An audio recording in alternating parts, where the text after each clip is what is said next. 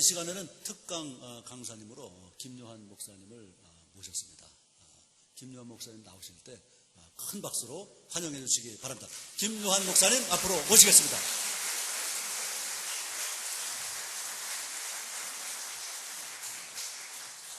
예, 우리 대전의 김요한 목사님 여기서 뵈니까 너무 반갑고, 우리 극동방송 저와 같이 자문위원으로 섬기는데 그때 한번 식사 모임 때 뵀죠. 너무 반갑습니다. 여러분, 한 가지만 하겠습니다. 여러분들 교회 현관에 나가시면 우리 교회가 운영하는 전문 카페가 있습니다. 여러분 하루 종일 지내시면서 이 카페 이용을 해주시고요. 이용하시면 아주 저렴한 가격에 고급 커피를 여러분들이 각종 음료를 드실 수 있게 되겠습니다. 그리고 이 사용한 금액은 전액 이 지역사회 구제헌금으로 들어간다는 사실 꼭 기억하시고, 여러분 우리 언제까지 아버지 학교가 종이컵에 믹스 잘라서 커피 타먹는 이 수준에 머물르겠습니까?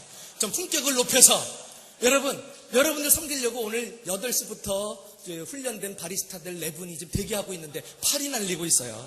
이 목회자의 마음을 헤아려 주셔서 수시로 들락달락 그렇게 해주시면 대단히 감사하겠습니다.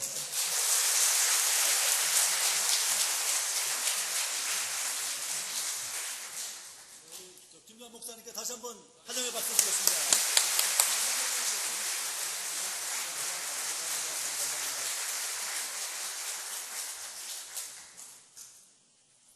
이 마이크도 되나요? 되죠? 네. 좀 이따가. 여러분 정말 이렇게 귀한 자리에서 여러분 뵙게 될 수 있어서 너무너무 영광으로 생각하고요. 또 옆에 분들 한번 우리 잠깐 손잡고 한번 인사하겠습니다. 손잡고 옆에 분. 친구야. 잠깐만요. 아직 안 끝났어요. 친구야 하신 다음에, 여전히 짜증나게 덥구나. 그나마 내가 있어서 시원하단다. 그런 의미에서 수박이나 한 통 사라 이 자식아. 네, 농담이고요. 네. 여러분 오랫동안 지금 또 이미 앉아 계신 것 같은데 저와 같이 그냥 간단한 스트레칭 한 가지 하셔도 되겠어요? 간단한 스트레칭에 그냥 오른팔 한번 뒤로, 또 왼손으로 한번 이렇게, 너무 무리하지 마시고요. 무리하지 마시고 한번 잡아보시고, 그 다음에 바꿔보세요. 다시 왼팔을 뒤로 던지시고 오른손으로 한번, 이게 잘 안 잡히시는 분들 많을 거예요. 그렇죠? 다시 오른팔 한 번만 더 하시겠습니다. 오른손 뒤로 왼손으로 한번 잡아보시고, 마지막으로 이제 왼손. 시원하세요?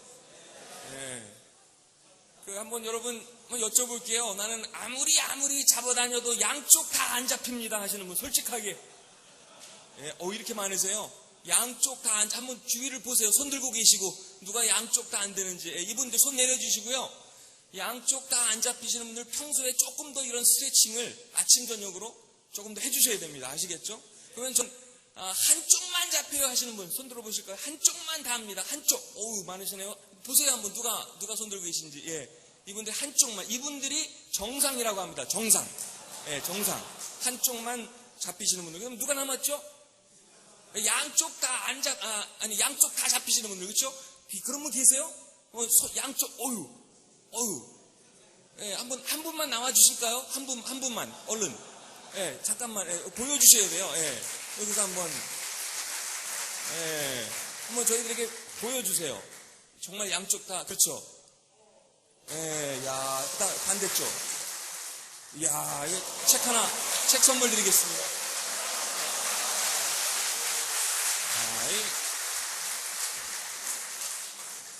한쪽만 잡히는 분들이 정상이라 그랬죠? 양쪽 다 잡히시는 분들은 병신이라고 한답니다. 농담이죠. 어느 교회에 이벤트를 막 무지 좋아하는 목사님이 계셨어요. 근데 저희 교회도 보면은 요즘은 이렇게 현대적인 감각으로 프로그램도 하고 저희도 그래서 스키 드라마도 하고 밴드도 여기처럼 이렇게 있고 그런 걸 많이 이제 요즘 목사님들이 애쓰시거든요. 그렇게 좀 교회 문화에 특별히 익숙하지 않은 사람들도 좀 와서 예배도 드릴 수 있고 하나님도 좀 리얼하게 만날 수 있는 그런 자리를 만들기 위해서. 근데 그 목사님이 이제 하여튼 이벤트에 그렇게 관심이 많으셨는데 어느 주에 또 이렇게 예배를 준비하시다가 그날 이제 그 목사님 본문 내용이 어떤 내용이냐면 여러분도 잘 아시는 그 비둘기가 성령님이 이제 비둘기 같이 내려와 이제 이런 내용이 있죠. 근데 그분이 한참 이제 기도하시면서 또 묵상하시다가 어떻게 하면 이 본문이 우리 성도님들이 주일 예배 이렇게 오실 때 정말 특별히 더 은혜가 될 수 있도록 내가 말씀을 준비할 수 있는 방법이 없을까. 그래서 어쨌든 그 말씀을 가지고 굉장히 준비를 많이 하셨거든요. 성령이 비둘기 같이 내려와. 성령이 비둘기 같이 내려와. 그래서 한참 생각했다가 아이디어가 떠오르는 거예요. 그래서 교회 집사님 한 분을 이제 부탁드려가지고 교회 이렇게 천정에 이렇게 구멍을 이렇게 뚫어놔가지고 이분이 그 집사님 보러 미리 올라가셔서 내가 이제 주일 예배 때, 난 예배 때 이제 그 본문 말씀을 읽게 되면 성령 비둘기 같이 내려와 하면은 집사님이 그 위에 몰래 올라가서 숨어 계시다가 비둘기 한 마리를 갖고 올라가 있다가 내가 그 대목을 읽으면은 집사님께서 그 타이밍에 바로 그냥 위에서 그 지붕에서 천정에서 비둘기 쫙 내려주면은 야, 정말 사람들이 완전 감동받고 너무너무 은혜가 충만하겠다 이렇게 생각하셔서 집사님하고 이렇게 계획을 세워가지고 그 집사님이 몰래 거기 구멍을 뚫고 진짜 올라가 계셨어요. 그래서 그날 주일 예배 때 이제 목사님께서 성경 오늘 본문이 이러이러한 말씀입니다 하시면서 그 내용을 읽었거든요. 성령이 비둘기 같이 내려와 하니까 비둘기가 안 내려와요. 안 내려와. 큰일 났잖아요. 그래서 이 집사님이 저 위에서 잠들으셨나 그래가지고 잘 모르니까 이번에 조금 더 큰 목소리로 성령이 비둘기 같이 내려와 하는데 그래도 안 내려오는 거예요. 그래서 집사님 비둘기요 비둘기. 그랬더니 저 위에서 그 천정에서 그 집사님께서 아주 나지막한 목소리로 그 목사님을 바라보면서 이렇게 말씀하시는 것 있죠. 목사님 고양이가 성령님을 잡아갔어요. 이 말씀을 제가 드리는 이유는 우리가 정말 오늘을 살아가면서 뭐 아버지 학교에 오늘 이 자리에 헌신자 스쿨에 오신 여러분들도 예외는 아닐 것 같아요. 저희는 정말 오늘을 살아가면서 많은 일들을 하루하루 우리 일상 속에서 계획을 합니다. 그렇죠? 나의 생각대로 나의 어떤 계획을 가지고 이렇게 그림을 그리고 설계를 하면서 하루하루 살아갑니다. 그런데 문제는 그 계획대로 내 생각대로 일이 안 풀리는 순간이 너무나도 많은 거예요. 여러분 그런 경험 해보셨죠? 내가 이렇게 계획을 세우고 또 기도도 하지만 그 목사님도 마찬가지죠. 아주 멋진 그런 프로그램이 있었고 계획이 있었지만 내 마음대로 안 되는 거예요. 우리가 뭐 자녀들을 양육할 때도 그렇죠. 뭐 어떤 뭐 직장에서의 어떤 관계도 그럴 수 있겠죠. 뭐 이게 순조롭게 일이 풀리지 않을 때가 어찌 보면은 더 많은 것 같아요. 그런 경험을 많이 하죠. 저는 사실 이렇게 외부에 뭐 강의를 이렇게 많이 다니거나 뭐 설교 뭐 집회 이렇게 많이 안 하거든요. 근데 가끔 이렇게 다니는데요. 보면은 뭐랄까 이렇게 저를 만나면 이렇게 영어로 인사를 하시는 분들이 가끔 있어요. 왜 그런지 모르겠어요. 그래서 아까도 여기 이렇게 우리 집사님하고 이렇게 와가지고 이렇게 들어오는데 이제 계단 올라와가지고 어느 분이 눈이 마주쳐가지고 안녕하세요 하고 이렇게 인사를 드리니까 이분이 저를 보면서 글쎄 fine, thank you, how are you 이러시는 것도 있죠. 그래서 뭐 이런 경우가 되게 많고요. 제가 섬기는 교회는 이렇게 그 밑에 이렇게 학원이 같이 있어요. 학원이 있는 그 건물에서 저희 또 교회가 있고 또 그 옆에 YMCA가 있어서 학생들이 이제 주말에만 저희가 YMCA를 빌려서 이렇게 교육관처럼 사용하고 이제 그런 교회거든요. 근데 제가 이제 그 건물에 교회가 있는 건물에 학원 중에 이제 영어 학원도 있는데 가끔은 이제 엘리베이터를 타게 되면은 이제 저는 이제 쭉 올라가는데 그 학원이 3층, 4층에 있었는데 가끔 초등학교 한 3학년, 4학년 뭐 이런 아이들을 이제 만나게 되거든요. 같은 엘리베이터를 타게 되니까. 그래서 얼마 전에도 그런 꼬마아이 한 초등학생 남자아이 둘이 탔는데 갑자기 한 녀석이 제가 그 학원에 영어 강사인 줄 알았나 봐요. 그래가지고 친구 그 옆에 서 있는 친구 이렇게 툭 찌르면서 야야야야 너 나보다 영어 더 잘하니까 네가 한번 선생님한테 영어로 뭐라고 인사해봐. 그러니까 옆에 있는 애가 네가 나보다 더 잘하잖아. 네가 뭐라고 영어 인사. 이게 왔다 갔다 저는 그냥 못 들은 척하고 가만히 있었는데 다 알아듣잖아요. 근데 지들끼리 막 네가 더 잘해. 네가 그래서 그쯤에서 제가 그냥 뭐 어려운 영어도 아니고 그냥 인사말 정도 뭐 이렇게 건네면 뭐 어때요. 그렇죠? 근데 갑자기 저도 그냥 짓궂은 생각이 그 순간에 들어가지고 그냥 유창한 우리말로 똑바로 지게 쳐다보자. 아무나 하면 되잖아. 이랬더니 그냥 뭐 얼마나 막 엘리베이터 문이 열리자마자 얼마나 빨리 도망 나가는지 모르겠어요. 근데 저는요, 사실 아버님은 한국 분이시지만 어머님은 미국 사람이에요. 그래서 뭐 혼혈아로 이제 태어난 거죠, 우리나라에서. 그래서 크면서 조금 있다가 시간이 되면 그런 말씀 제가 나눌 수도 있겠습니다만은 왕따도 많이 됐죠. 하여튼 학교에서 동네에서 우리나라에서 태어나서 자라면서 엄청 따돌림을 많이 당했거든요. 그럴 수밖에요. 외모도 약간 다르죠. 또 말도 영어 조금 하죠. 엄마가 미국 여자죠. 그래서 동네 형들이 막 뺑코 취기 하면서 옌키 놀리면서 그러니까 막 학교도 가기 싫고 막 엄마도 막 그냥 막 원망스럽고 왜 엄마 아빠가 왜 하필이면 영어로 international marriage라 그러죠. 왜 국제 결혼을 하셨는지 모르겠고 막 왜 또 하나님 원망하고 이런 순간들이 어릴 적부터 정말 얼마나 많았는지 모르겠어요. 그런데 제가 말씀드리고자 하는 것은 하나님께서는 우리의 중심을 보시는 분인 줄 믿습니다. 그래서 사무엘상에도 그런 말씀이 있죠. 16장 7절에 나 여호와는 사람과 같지 아니하니 사람은 외모를 보거니와 나는 중심을 보느니라. 우리가 아버지 학교를 섬길 때 스텝 여러분 한 분 한 분이 섬기실 때 하나님은 여전히 저와 여러분의 마음을 보시는 분, 중심을 보시는 분인 줄 믿으시길 바랍니다. 그 중심에 우리가 하나님을 온전히 바라볼 때, 온전히 의지할 때 그분께서 날마다 우리에게 필요한 새 힘을 공급해 주실 줄 믿습니다. 어쨌든 그래서 제가 어릴 때부터 마음에 이런 크고 작은 여러분 짐작이 가시잖아요. 그렇죠? 이 상처들이 많았던 거예요. 그래가지고 어머님도 보면은 우리말을 배우시기 위해서 엄청 노력하셨지만 외국 사람이 우리말 배우는 게 쉬워요? 여러분 우리가 막 영어 배우고 일어 배우고 주어 배우고 굉장히 어렵잖아요. 그렇죠? 때로는 직장에서 우리가 그런 다른 나라 말도 배워야 되고 이런 것도 있는데 막 토플도 봐야 되고 하여튼 그런 시험 보고 막 얼마나 짜증나요. 그렇죠? 저희 어머님도 한국에 오셔가지고 한국말 공부를 진짜 열심히 하셨어요. 그래도 미국 여자가 이게 발음이 제대로 나오겠어요? 발음이 제대로 나올 리가 없죠. 그래가지고 한 번은 시장에 이제 장 보러 가셨는데 갑자기 배탈이 나가지고 약국에, 그래도 다행히 우리나라는 여기저기 시내에 가면은 약국이 있어가지고 금방 목을 달라고 할 수 있는데 우리 엄마가 이 말이 잘 안 되니까 배 아프다는 말을 달리 표현하면은 배탈 났다 그러잖아요. 근데 이게 조금 믹싱이 돼가지고 헷갈리신 거예요. 그래서 약사 아저씨 보면서 급하게 약국에 뛰어들어가시더니 우리 어머님이 그 약사 아저씨한테 하시는 말씀이 배 털 났는데 이것 좀 고쳐달라고. 배 털 났다는 거예요. 그러니까 배탈이라고 그랬어야 했는데 배 털 났다는 얘기 해가지고 그 약사 아저씨도 아주 웃기는 분이죠.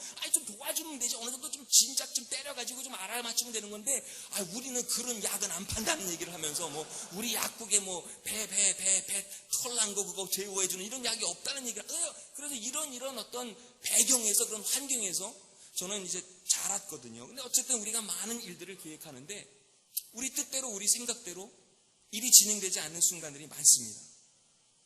때로는 우리 주변에서 사람들이 우리를 인정해주지 않아요.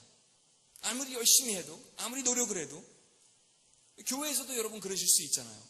예전에는 과거에는 목사님이 그래도 좀 칭찬도 해주시고 내가 이렇게 섬기고 이렇게 사역하고 그러면은 어깨도 두드려 주시고 이렇게 해주셨는데 요즘은 통 아는 척도 안 해주시고 말이야. 이제 나도 교회를 떠날 때가 됐나 보다. 이런 생각 하잖아요. 솔직히 그렇죠? 그렇거든요. 하지만 그것은 헌신이 아니죠. 하나님 앞에서의 헌신은 아닌 줄 압니다. 사람 앞에서의 헌신일 뿐입니다. 헌신에는 여러 종류의 모임이 그런 형태가 있을 수 있겠지만 우리가 볼 때 어떤 선택적인 헌신이 있는가 하면 희생적인 헌신이 있지 않나 싶습니다. 하지만 하나님이 우리에게 요구하시는, 우리에게 기대하시는 헌신이 있다면 선택적인 헌신이 아닌 희생적인 헌신인 줄 믿으시길 바랍니다. 아버지 학교의 운명은, 아버지 학교의 미래는 지금 여러분 한 분 한 분에게 달려있는 줄 믿습니다. 이 땅의 아버지들이 건강해야 가정이 건강해질 수 있죠.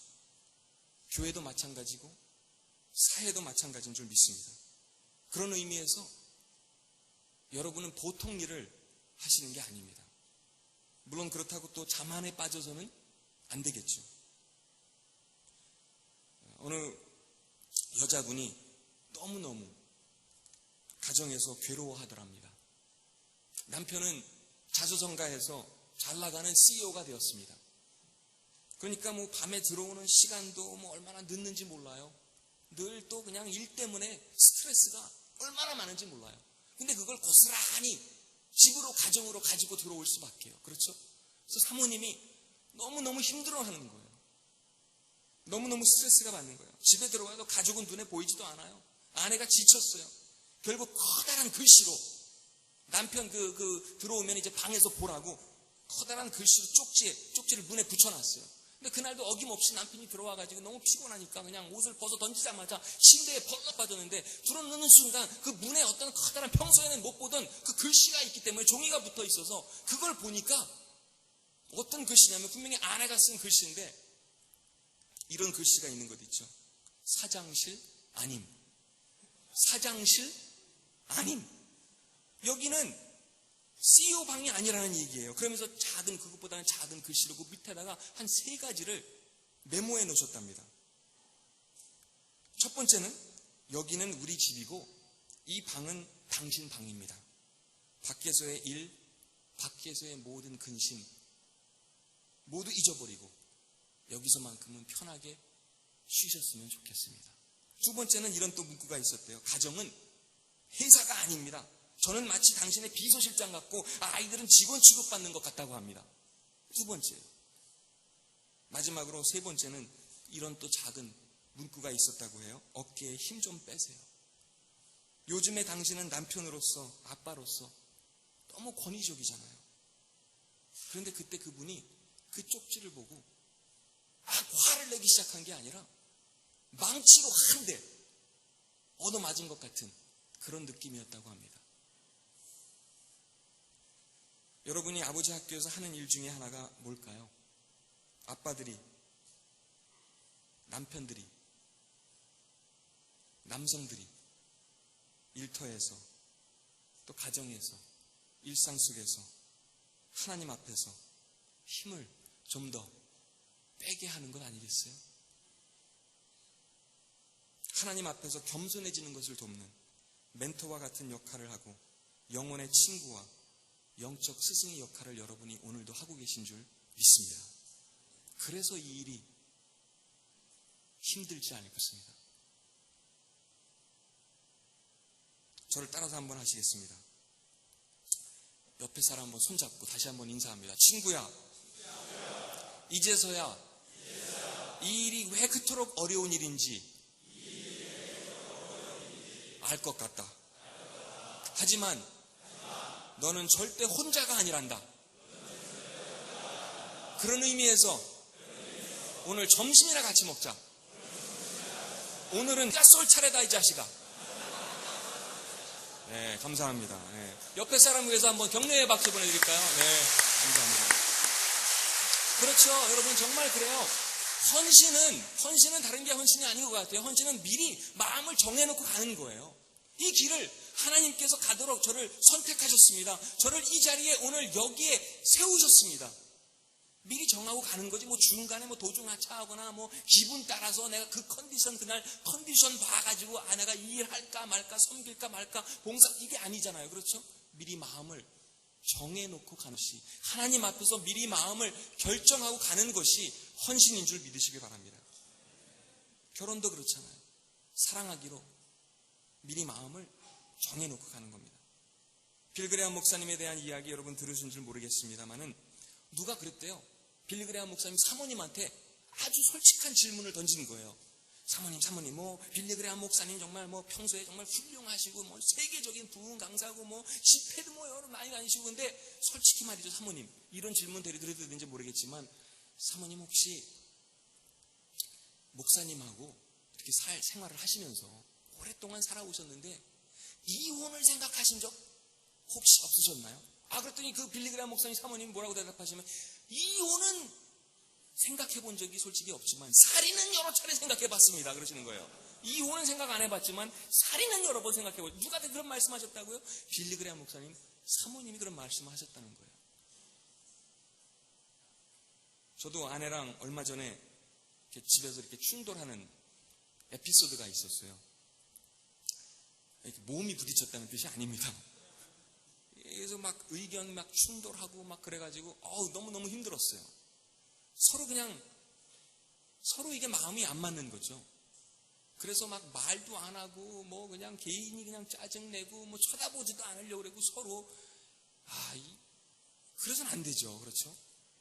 근데 갑자기 그런 와중에 아내가 일본을 갈 일이 있었어요. 오사카에 2박 3일 일정인가 그랬어요. 그래가지고 제가 카톡으로 아내한테 일본 갔다가 영영 돌아오지 않았으면 좋겠다라고 이렇게 아니 그렇게 보내려고 했다가 참았다는 얘기죠. 네, 참았어요. 근데 정말 이런 순간이 여러분 가정에서 또 일터에서 또 자녀들하고 또 안에 얼마나 많아요. 그렇죠? 그런데 왜 우리는 하나님 앞에서 미리 이미 작정을 한 사람들이기 때문에 아버지 학교를 섬기는 것도 마찬가지죠. 힘들 때가 있어요. 누가 나를 알아주지 않고 인정해주지 않을 때가 있지만 그럼에도 불구하고 미리 마음을 정해놓고 가는 이 길 하나님께 감사함으로 나아가는 저와 여러분 되시기를 주님의 이름으로 축원합니다. 오늘도 그렇지 않을까 싶어요. 여러분에게는 모처럼 찾아오는 주말인데 왜 설교를 들으러 굳이 왜 강의를 들으러 이 자리에 오십니까? 할 일이 얼마나 많은데요. 갈 곳이 얼마나 많은데요. 게다가 두란노 아버지 학교에서 여러분에게 뭐 돈을 줍니까? 뭐를 줍니까? 아니잖아요. 순수 봉사입니다. 그런데 그 일을 왜 하세요? 왜 하세요? 하나님 앞에서 마음을 정했기 때문인 줄 믿습니다. 아버지들을 품고 아버지들을 섬기고자 하는 끌림이 내 마음에 내 심장에 그런 끌림이 있기 때문에 이 일을 하시는 줄 믿습니다. 내가 나름 배운 교훈이 있고 깨달은 것이 있기 때문에 이 일을 하시는 줄 믿습니다. 제가 뭐 조금 전에 제가 상처 많았다고 뭐 이런 말씀 잘 드렸는데 그 뭐 우리나라에서 이렇게 크다 보면은 뭐 재밌는 게 많아요 사실. 근데 요 얘기 잠깐 해드릴게요. 우리나라에서는 왜 아이들 이름을 이렇게 지을 때도 보면은 돌림자로 쓰는 경우가 많아요. 여러분 혹시 돌림자로 이름 쓰시는 분 손 들어 보실까요? 돌림자. 이렇게 많거든요. 그거 보세요. 그렇죠? 손 내려주시고요. 저희도 마찬가지예요. 그래서 저희는 사실 이름이 우리는 이제 저희 형은 기자 돌림이기 때문에 형은 이제 이름이 요셉인데 호적에는 기섭 이렇게 돼 있고 저는 기한 기자 돌림이니까 그렇거든요. 근데 이제 그 다음 세대는 이제 종자 돌림이거든요. 그래서 저희도 딸 둘 아들 하나인데 이제 종자가 들어가는 이름을 줘야 되고 형이 이제 아이를 먼저 이제 그 사내 아이를 가졌는데 그 밑으로는 줄줄줄 딸인데 어쨌든 그렇게 첫째 아이가 이제 남자 아이니까 종자가 들어간 이름을 줘야 되는 거예요. 근데 우리가 또 친척이 많고 조카 아이들이 사내 아이들도 많다 보니까 종자가 들어간 좋은 이름은 이미 다 친척들 다 써버린 거예요. 그러니까 저희 형이 뭐 아무리 막 기도를 하고 뭐 금식을 하고 고민을 하고 뭐 그래도 한 3개월이 지나도록 이 아이는 태어났는데 이름이 없는 거예요. 이게 아담이잖아요. 그래서 이거 뭐 어떻게 해요? 누가 물어보면 이름을 뭐 말해줄 수도 없고. 근데 정말 저도 그래서 형이 얼마나 고민하는지 우리도 같이 기도해주고 그 이름을 뭐 찾기 위해서 형은 또 막 이름이 막 그 종자가 들어간 또 중요하지만 뭐 성경적인 의미가 있고 뭐 이러면 더 좋겠다. 그러면서 고민이 이만저만이 아닌 거예요.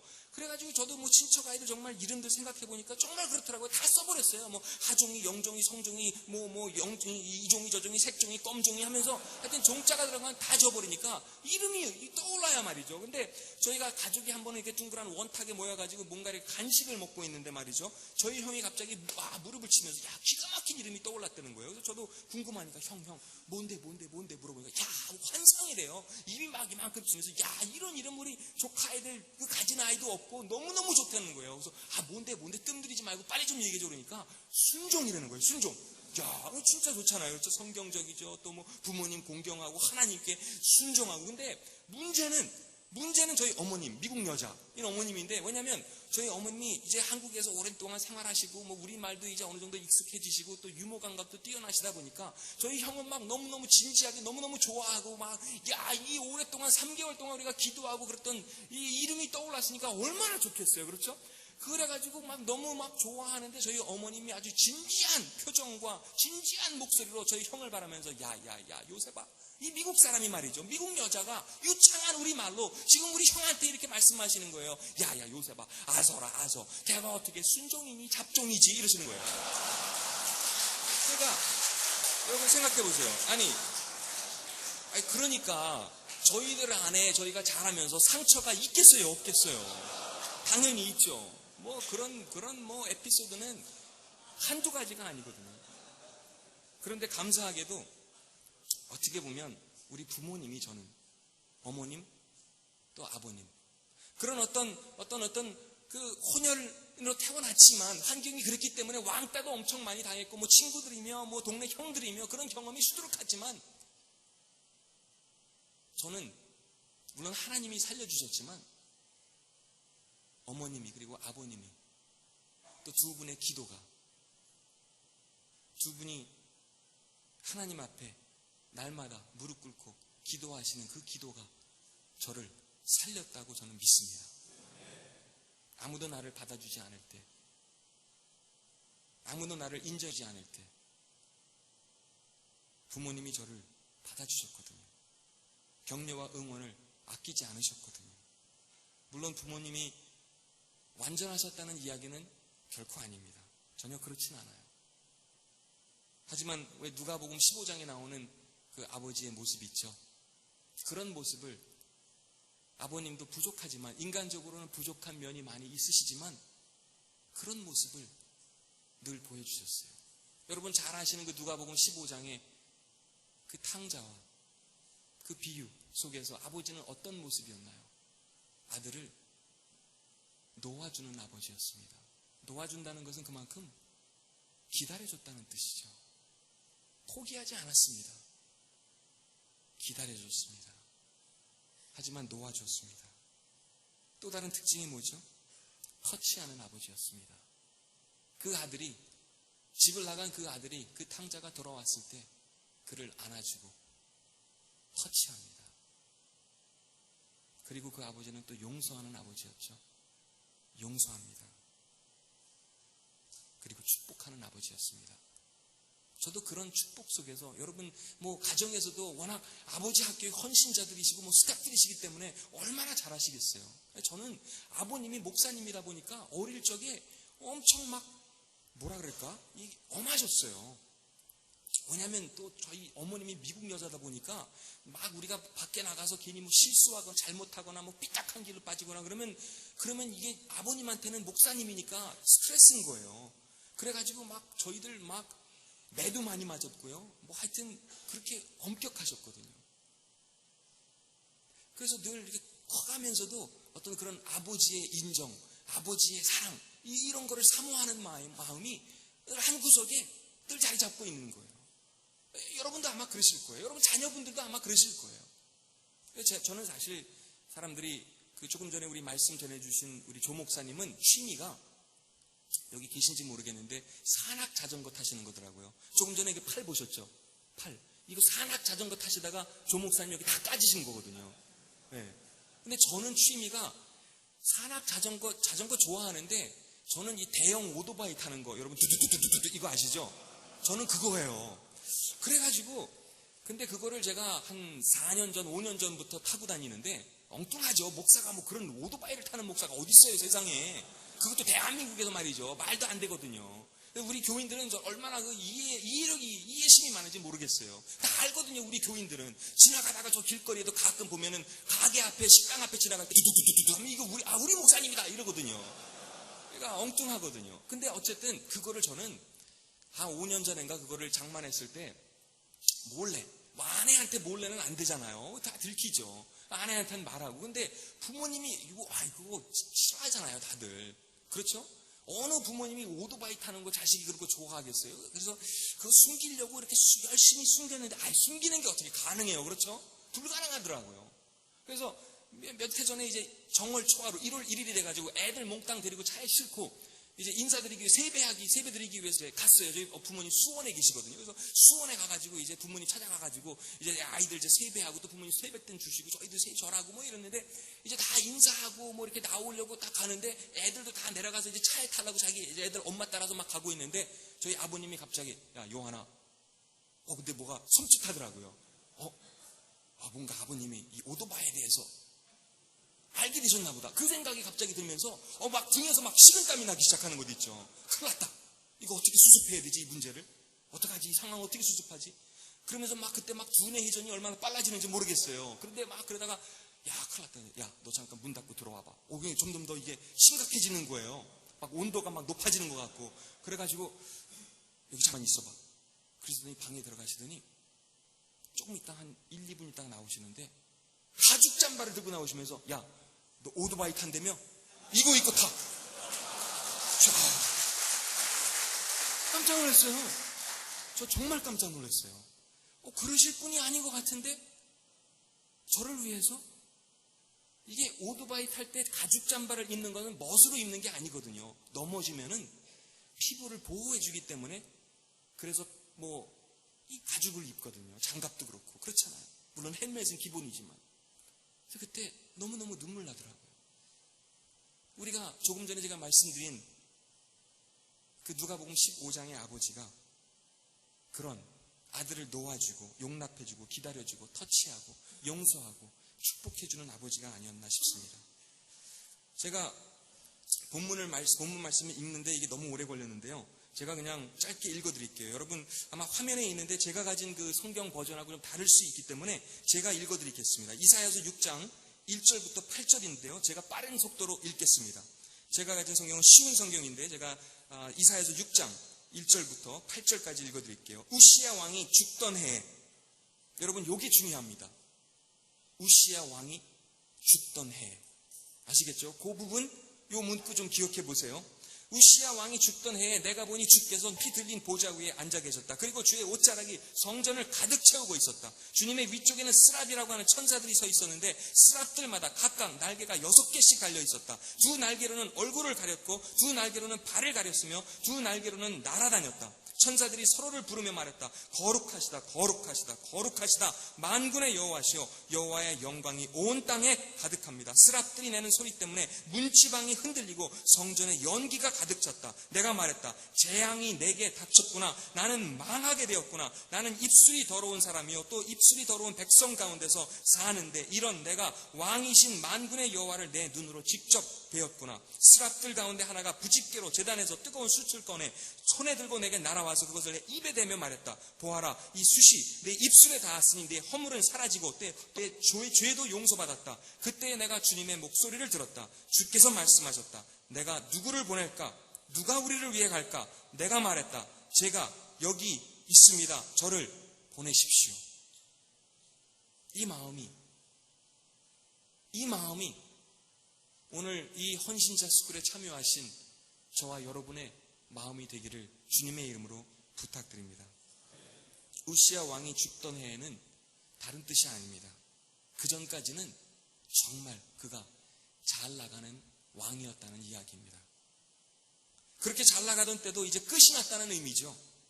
우시야는 16살에 왕이 되었거든요.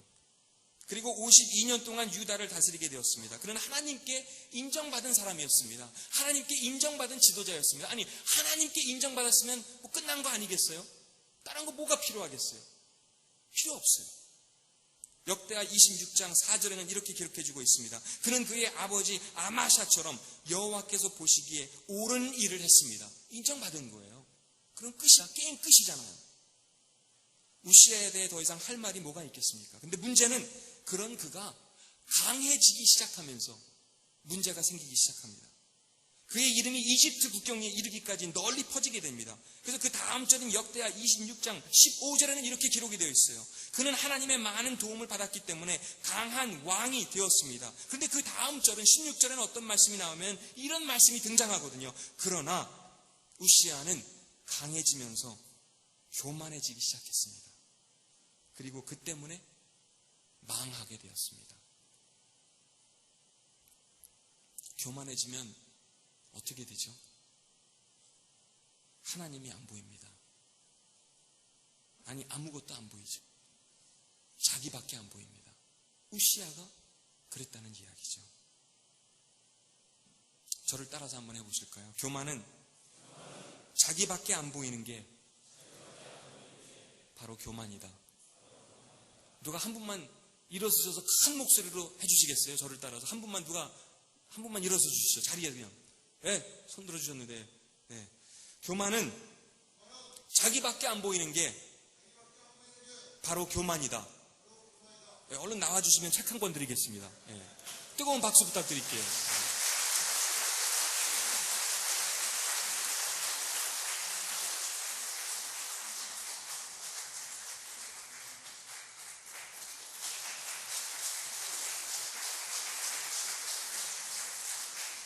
정말 그래요. 근데 저희가 읽은 이 본문 말씀 속에서 스랍이라고 하는 천사들이 등장하거든요.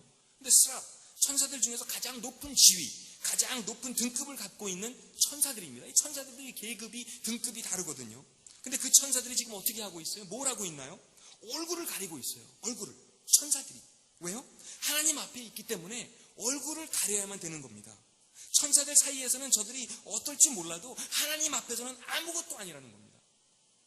그렇게 자기를 가리는 거죠. 자기 부정을 의미하는 겁니다. 오늘날 어쩌면 교회의 위기는 가리지 않는 거예요. 폼 잡는 거예요. 잘난 척하는 거죠. 여기에 우리 교회의 위기가 있지 않나 싶습니다. 그래서 그런 질문을 드리고 싶습니다. 우리가 하나님 앞에서 헌신하는 것 너무너무 중요합니다. 너무너무 소중합니다. 하지만 과연 나는 날마다 하나님 앞에서 나를 가리고 있는가? 이 스랍들처럼 겸손히 나를 가리고 있는가? 자기를 부정하고 있는가? 이 질문을 여러분 스스로에게 던지시는 하루가 되기를 주님의 이름으로 부탁드립니다. 많은 경우에 우리가 조금만 잘 나가면, 조금만 인정받으면, 조금만 알려지면 더 이상 자신의 얼굴을 가리지 않는 경우가 얼마나 많은지 모르겠어요. 저도 마찬가지거든요. 저희가 얼마 전에 그 KBS 아침마당에 산부자가 나와가지고, 근데 왜 그 KBS에서 우리 산부자를 불러주는지 모르겠어요. 왜냐면 산부자를 나오라 그러는데 우리는 산부자가 다 목사거든요. 근데 KBS에서 뭐라고 그 멘트 진행하고 이런 분들이 뭐라고 하냐면, 목사인 거 다 아니까. 근데 저희한테 3가지인가 4가지 부탁을 하는 거 있죠. 교회 얘기하지 마세요. 하나님 얘기하지 마세요. 성경 아니 그럼 목사를 왜 불러요? 그것도 셋 다 목사인데, 아니 목사가 하나님 얘기 안 하고 예수님 얘기 안 하고 교회 얘기, 뭐 성경 얘기 안 하고 나와서 뭔 말을 하라는 얘기예요. 그렇죠? 그래서 저는 좀 기분이 좀 안 좋더라고요. 근데 어쨌든 거기 나가가지고 그것도 새벽에 여의도 KBS 가가지고 막 기다리고 있는데, 뒤에서 이제 저희는 기다리고 잠깐 있다가 그 PD 진행하는 2사람이 이제 나가면은 이제 저희가 뒤따라서 나가게 돼 있거든요. 근데 제가 좀 짜증나가지고 그 불쾌하고 그러니까 뭐 무슨 질문할지도 모르겠고, 뭐 목사들 오라 그러고서는 뭐 하나님 얘기하지 말라 그러니까 언짢잖아요. 그래가지고 거기 서 있는데 저희 형이 바로 앞에 서 있는데, 제가 형한테 살짝 그랬죠. 그냥 솔직하게 형이니까 제 마음을 털어놓은 겁니다. 형. 나는 솔직히 전에 뭐 MBC 뭐 나가고 뭐 SBS 뭐 이런 거 나가고 그랬지만, 나는 이런 자리, 이렇게 우리가 특별히 산부자 목사들이 나와서 뭐를 하겠다는 얘기, 이런 자리는 오늘이 마지막이었으면 좋겠어. 솔직하게 제 마음을 그렇게 털어놨거든요. 근데 글쎄 제 형이 아주 진지하게 저를 보면서 뭐라 그러는지 아세요? 야 요한아, 너 뭐하러 그런 걱정을 하니? 그런 걱정은 오늘 이후로는 하지 마. 안 해도 돼. 할 필요 없어. 왜냐면 앞으로는 KBS에서 나만 불러줄 테니까 너는 그런 걱정 안 해도 돼. 그러는 거 있죠. 저희 형이 굉장히 겸손하거든요. 그런데 제 안에 그런 어떤 아주 교만한 마음이 이렇게 자리 잡는 걸 저도 막 얼마나 많이 그걸 경험하는지 모르겠어요. 한 번은 그렇게 산부자가 또 세문안교회 이제 집회를 갔어요. 서울 그 시내 한복판에 있는데 세문안교회 가가지고 첫째 날, 보통 순서가, 집회가 보통 교회는 3일이잖아요. 3일.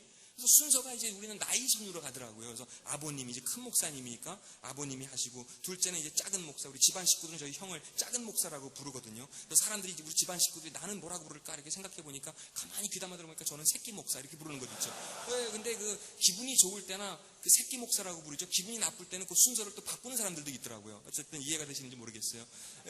그런 경우가 있는데, 그래서 그날도 세면안교회에서 이제 제가 마지막 날 집회를 하고 이제 막 다 끝나고 이제 뒤에 가가지고 성도님들도 인사 나누고 있는데, 어느 연세가 지긋하신 권사님 한 분이 이렇게 인사하시는 거예요. 이제 손을 잡고 악수를 건네시면서 손을 잡고만 안아주시는 거예요. 그러면서 나는 첫째 날 우리 큰 목사님 설교에도 감동을 많이 받았고, 둘째 날 우리 작은 목사 설교에도 은혜를 많이 받았어. 근데 오늘 우리 새끼 목사 설교에 가장 은혜를 많이 받았어요. 그러면서 막 손을 막 흔들고 그래서 제가 아주 겸손한 척하면서 어떻게 했겠어요? 그분께 어떻게 인사를 드렸겠어요? 아유 권사님 무슨 말씀? 아유 권사님 무슨 말씀? 그래서 돌아서서는 아싸 하는 것도 있죠. 요런 게 숨겨진 교만이거든요. 근데 과연 그 교만이 하나님 앞에서 우리가 그걸 숨겨놓을 수 있겠어요? 안 되죠. 불가능합니다. 겸손은 우리의 얼굴을 하나님 앞에서 가리는 것인 줄 믿습니다. 우리가 하나님 앞에 헌신한다는 것은 뭐 다른 것도 많이 여러 가지가 있겠지만, 하나님 앞에서 우리 스스로를 가리는 저와 여러분 되시기를 부탁드립니다. 아무리 잘 나가도, 아무리 칭찬을 들어도 우리의 얼굴을 가리는 연습을 하는 저와 여러분 되시길 부탁드립니다. 하나님 앞에서 자기를 부정하지 않으면 안 되죠. 목사이든 장로이든 직분자이든 뭐든 다 상관이 없거든요. 하나님 한 분만 얼굴을 드러내야 되고 나머지 사람들은 모두 다 I am nothing, I am nothing, 저는 아무것도 아닙니다, 이렇게 고백하는 여러분 되시기를 부탁드립니다. 6장 5절에 보니까 이런 문구가 있죠. 재앙이 내게 닥쳤구나. 이사야가 말하며 나는 이제 망하게 되었구나. 다른 성경은 화로다 하며 고백하는 이사야의 모습을 볼 수 있습니다. 그것은 나의 실체를 보는 거죠. 나의 실체를 그가 보았거든요. 이것이 이사야의 고백이었습니다. 왜요? 거룩하신 하나님 앞에서 나의 실체를 보게 된 거거든요. 내가 사람들 앞에서는 얼마든지 깨끗한 척할 수 있어도, 뭐 완전한 척할 수 있어도, 사람들은 얼마든지 내가 속일 수 있어도 하나님 앞에서는 어림도 없거든요. 결국 그렇기 때문에 이사야의 첫 마디는 화로다, 망했다, 죽었다, 끝장이다, 이 얘기거든요. 내 목숨은 여기까지구나. 왜요? 하나님 앞에 설 자격이 없다는 것을 이사야는 너무나 잘 알았습니다. 이것이 오늘 저와 여러분의 고백이 되기를 부탁드립니다. 하나님께서 우리가 설 자격이 없지만 헌신자로서, 스텝으로서, 일꾼으로서 설 자격이 없지만 하나님이 온전히 그분의 은혜 안에서 나를 불러주셨기 때문에, 세워주셨기 때문에 이 일이, 이 사역이, 이 섬김이 가능한 줄 믿으시길 바랍니다. 저를 따라서 한번 하실까요? 겸손은 나의 실체를 보는 것이다. 아멘. 거꾸로 오늘 우리 안에 때로는 어떤 마음이 있나요? 남을 탓하기 좋아하는 마음이죠. 저에게는 그런 마음이 있더라고요. 남을 비웃는 데는 때로는 선수입니다. 비교하는 데도 선수입니다. 하지만 화로다, 하나님 앞에서 나는 화로다라는 고백을 과연 얼마나 할까요? 나는 하나님 앞에서 솔직히 1시간도 아니 1분도 견딜 수 없는 부정한 사람입니다. 입술이 더러운 사람입니다. 깨끗이 못한 사람입니다. 거짓이 투성인 사람입니다. 내가 바로 그 사람입니다라고 고백하는 이사야처럼 이것이 우리에게 필요한 신앙 고백이 아닐까요?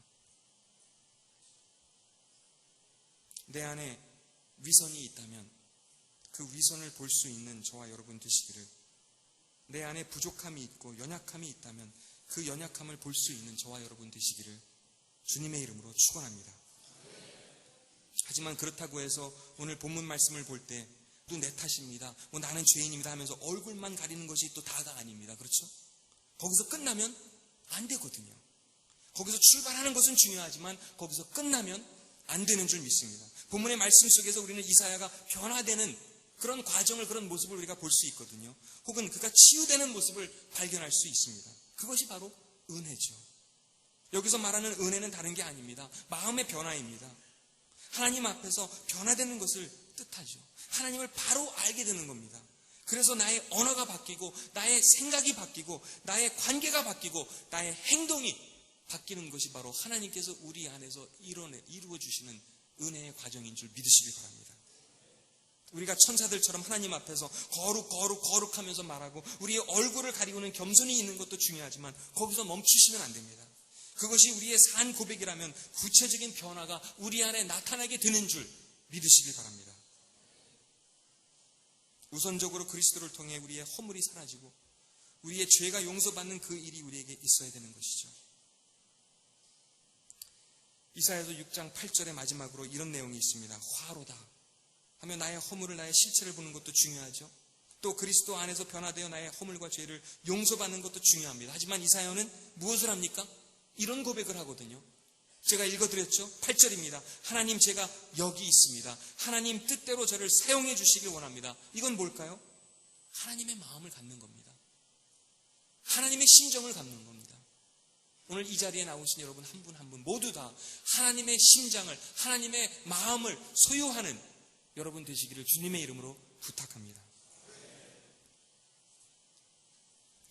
때로는 제 안에, 제 속에 인색한 마음이 있는 경우가 얼마나 많은지 모르겠어요. 하지만 우리가 하나님 앞에 헌신할 때 인색한 마음이 어디 있겠어요?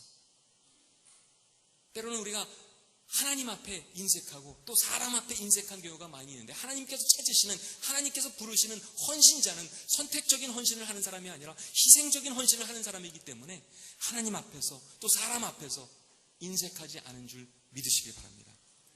저희가 얼마 전에 이사를 하는데요, 이삿짐 센터 이제 사장님을 누굴 이제 연결이 돼가지고 알게 됐어요.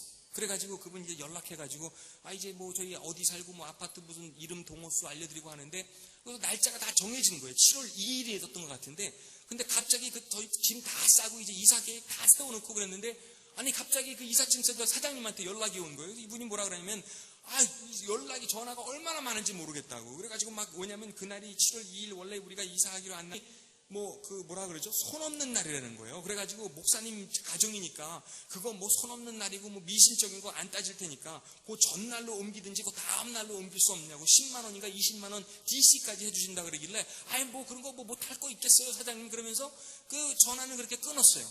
그리고 짐도 다 싸놨는데 이제 굉장히 갑자기 그 순간부터 짜증이 나기 시작하는 거예요. 왜냐면 그리고 그 우리 집으로 이제 이사 오려고 막 손 없는 날 따지면서 그 사람들이 얼굴도 한번 뭐 본 적도 없고 만나보지도 못하고 이름도 모르지만 괜히 막 그 사람들이 얄미워지는 것도 있죠. 왜냐면 우리 괜히 불편하게 만들고 애들도 다 짐 싸가지고 이제 다 갈 준비 다 해놨는데 뭐 손 없는 날이면 뭐 이런 걸 따져가면서 뭐 그런 걸 또 이렇게 요즘 시대에 그런 걸 따지는 사람이 어디 있냐고 막 그러면서 막 화가 나고 짜증나 그래가지고 제가 기도를 했어요. 어떻게 기도했냐면, 하나님 제발 우리 집에 지금 7월 2일 날 이사하는 그 사람들뿐, 그 가정뿐만 아니라 우리나라 대한민국에서 7월 2일 날 이사하겠다고 손 없는 날만을 고집하면서 그런 미신적인 생각을 갖고 이사하는 사람들 몽땅 다 하나님을 좀 제대로 인격적으로 만날 수 있도록 하나님 그날만큼은 7월 2일만큼은 비를 좀 이빠이 내려주세요. 이렇게 기도했거든요. 그렇게 기도하니까 제 마음이 얼마나 시원한지 몰라요. 근데 그 시원함이 한 5분밖에 안 가더라고요. 왜냐면 하나님께서 저에게 그렇게 말씀하시는 거예요. 야 인석아, 그래도 그렇지 목사인 네가 너희 집에 너희 이사 가고 이사 들어오는 가정인데 축복 기도는 못 해줄 망정, 야 그게 무슨 엉뚱한 기도가, 그런 기도가 혼내키시는 것 같아가지고, 하나님 알았어요, 수정할게요, 죄송합니다. 다시 기도했어요. 비 그냥 적당히 내려주세요, 이렇게 기도했는데, 근데 정말 그런 인색한 마음이 우리 안에 있을 때 어떤 사역이 가능하겠어요? 사람들 앞에서 뭐 아무리 멋지게 보여준들 뭐 어떠겠어요? 어떤 변화가 있겠어요? 그렇죠? 여러분은 헌신자 스쿨에 오셨거든요. 하지만 여러분 혼자가 아니신 줄 믿습니다. 하나님이 여러분 곁에서 여러분의 응원자가 되어주시는 줄 믿습니다.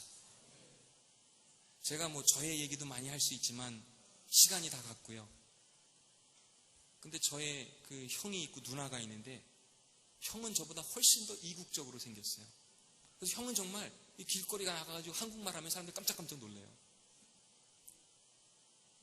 형은 저보다 뭐 TV에도 훨씬 많이 나왔고요. 아마 방송 보신 분들이 있을 겁니다. 근데 우리가 어릴 때 자랄 때는 전혀 그런 상황이 아니었거든요. 왜? 늘 형은 저보다 훨씬 더 따돌림을 많이 당했거든요. 근데 4학년이 됐는데, 초등학교죠. 4학년이 됐는데 갑자기 담임 선생님이 이종환 선생님인데, 저희 형 담임 선생님 말이죠. 여기 선생님들도 계신지 모르겠어요. 근데 저희 형을 부르시더니, 야 이번에 저희 수원에서 자랐는데, 경기도 수원에. 근데 야 수원에서 이번에 처음으로 막 하는 시민회관에서 하는 웅변대회가 있는데, 야 네가 좀 나갔으면 좋겠다. 저희 형은 웅변 한 적이 없거든요. 근데 괜히 선생님이 다니는 저희 형을 부르더니 한국말도 제대로 못하는데, 웅변 네가 하면 좋겠다는 거예요. 그래서 선생님한테 어떻게 거절을 할 수가 있어요? 못하죠. 큰일 나죠. 그래가지고 뭐 마지못해서 이렇게 했는데, 문제는 열심히 준비는 하고 선생님도 막 도와준다고 도와주셨지만, 시민회관에 올라가가지고 다른 초등학교 막 얼마나 많은 학교 그 대표단이 나와가지고 한 명씩 나왔는데, 저희 형은 막 이 사람들 이렇게 그 눈동자 마주치는 순간 처음에 인사는 잘했어요. 사랑하는 동포 여러분, 여기까지는 좋았는데 그 다음 대목이 아무것도 생각 안 나는 거예요. 여러분 고맙습니다 하고 그냥 내려갔어요. 그러니까 완전히 그 수원 시내에서 꼴등이에요. 꼴등. 그러니까 선생님이 얼마나 막 창피해요. 그 학교 망신이죠. 형 망신, 가족 이게 말이 아니에요. 그래서 너무너무 형이 막 힘들어하고 그러는데, 정확하게 1년이 지났는데 말이죠, 이종환 선생님이, 똑같은 선생님이 저희 형을 또 부르는 거예요. 야야 요새 봐, 이리 와봐. 이번에 웅변대회 또 있는데 너 다시 나가요. 말도 안 되잖아요. 그래서 저희 형이 그랬어요. 선생님하고도 이번에는 따지기 시작해요. 선생님, 지금 작년에 우리 학교 망신당하는 꼴, 저 때문에 선생님 다 보셨잖아요. 어떻게 제가 또 웅변, 야, 괜찮아. 선생님, 이번에 더 정말 열심히 더 도와줄 테니까, 우리 다시 한번 도전해보자. 야, 괜찮아. 선생님 더 열심히 도와줄게. 진짜 이번에 연습도 더 열심히 준비하고, 그리고 또 이번에는 말이지, 여기서 막, 그냥 뭐 여기 수원 시내에서 뭐 시민회관에서 막 시시하게 그렇게 하는 웅변대회가 아니라, 이번에는 정말 제대로 된 웅변대회인데, 무슨 웅변대회냐면, 동아일보사에서 주최하는 전국의 모든 사람들을 뭐 연령이고 뭐고 제한 없이 그런 진짜 잘 나가는 웅변대회고, 너 여기서 뭐 대통령상 받고 뭐 국무총리상 받으면 너 진짜 잘 나갈 수 있으니까 이번에 진짜 다시 한번 도전해보자. 한번 제대로 해보자. 그러니까 형이 또 거기서 또 노할 수가 있나요? 선생님한테 혼나 야단 맞고 매 맞을 수 있으니까 안 되거든요. 그래서 어쩔 수 없이 또 선생님 따라서 또 이거 한 거예요. 그래서 준비를 정말 열심히 해가지고 동아일보사 가가지고 정말 열심히 했어요. 그때는 하나도 안 까먹고 그냥 그대로 원고 다 몽땅 외워가지고 사랑하는 동포 여러분 하면서 웅변을 했는데 다 하고 내려오니까 국무총리상을 받았어요. 초등학교 5학년 때. 어마어마하죠. 근데 여러분 하시기 전에 이야기는 늘 보면은 끝까지 들어봐야 되거든요. 끝이 중요해요. 근데 왜냐면 중요한 건 요거거든요. 포인트는 여기에 있어요. 그 웅변대회가 어떤 그 성격의 웅변대회였냐면 외국인이 우리말로 하는 웅변대회. 이해되시죠? 외국 사람이 우리말로 하는 웅변대회. 거기 나갔어요. 그러니까 뭐 조그만 아이가 초등학교 5학년 완전 미국 아이처럼 생겼는데 유창하게 우리말로 사랑하는 동포 하면서 연설을 하니까 얼마나 멋져요. 그렇죠? 그런데 제가 이 말씀을 왜 드리는지 아세요? 그 선생님은 저희 형이 저처럼 또 누나처럼 형처럼 학교에서 왕따 되는 것을 너무나 잘 아셨어요. 그 아이 하나에게 기회를 주기 위해서, 그 아이 하나를 살리기 위해서, 그 학생 한 명을 세워주기 위해서, 그 아이 하나를 응원해주기 위해서 한 번도 아니고 두 번의 기회를 주시지 않았나 싶습니다. 이종환 선생님은 아버지의 마음을 가지신 분이었습니다.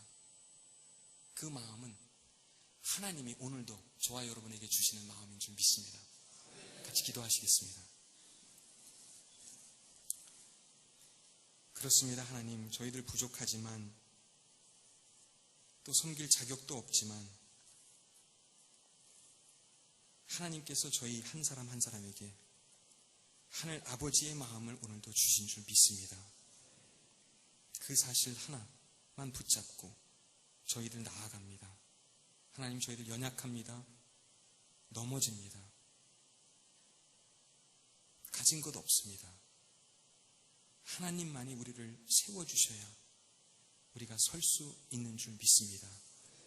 하나님, 부족하고 연약한 저희들이지만 하나님이 함께 하실 때 이 일을, 이 사역을, 이 섬김을 우리가 지속해 나갈 수 있는 줄 믿습니다.